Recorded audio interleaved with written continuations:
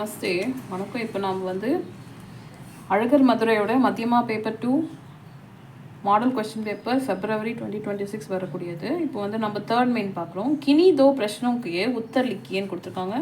ஏதாவது ஒரு 2 கொஷனுக்கான ஆன்சர் எழுத சொல்லியிருக்காங்க. இந்த மெயின்கான மார்க் வந்து 5. மகாராஜ் ஜனக் சீதா கா விவாஹா கிஸ்ஸே கர்னா சாத்தே, யாரோட சீதையை வந்து மகாராஜ் ஜனக்கு கல்யாணம் பண்ணணும்னு நினைச்சாருன்னு. महाराज जनक अपने धनुष पर डोर चलाने वाले व्यक्ति से सीता का ब्याह करना चाहते थे. தன்னோட வில்லில் கயிறை வந்து இழுத்து கட்டுறவங்களுக்கு தான் சீதையை வந்து கல்யாணம் பண்ணி கொடுக்குறதா சொல்லியிருக்காங்க. இப்போ நெக்ஸ்ட் வந்து செகண்ட் ஒன், महाराज दशरथ ने राजभार राम को सौंपना क्यों चाहा, எதுக்கு ராஜபாரத்தை வந்து ராமருக்கு கொடுக்கணும்னு நினைச்சாரு. महाराज दशरथ बूढ़े हो गए थे इसलिए उन्होंने राजभार राम को सौंपना चाहाன்னு கொடுத்துருக்காங்க. தசரதர் வந்து வயசானதை தொட்டு அவரோட ராஜ்யபாரத்தை வந்து ராமருக்கு கொடுக்கணும்னு நினைச்சார். இப்போ நெக்ஸ்ட் பேஜ் பார்க்கலாம்.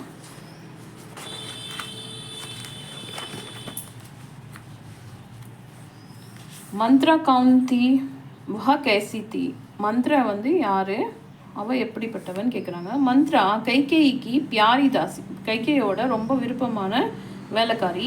வஹா குபுட் அவர் குட்டில் ஸ்வபாவ்கி தி, குறுக்குத்தனமாக யோசிக்கிறவளா இருந்தான் சொல்கிறாங்க. நெக்ஸ்ட் வந்து 4வது, பரத்னே கின்கா அபிஷேக் கியா அவர் உன்னே கிஸ்பர் ரக்கா, யாருக்கு வந்து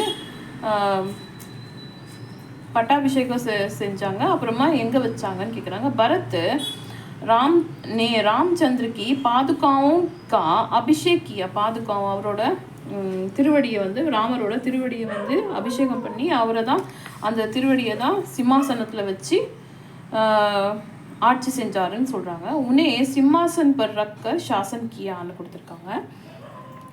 இந்த மெயின்கான மார்க் வந்து எவ்வளோ சொல்லுங்க. இந்த மெயின்கான மார்க் வந்து 5. 2 கொஸ்டின் எழுதுனா உங்களுக்கு 5 மார்க் வரும். தேங்க்யூ. ஏதாவது டவுட்ஸ் இருந்தால் கமெண்ட்ஸில் தரேன். தேங்க்யூ.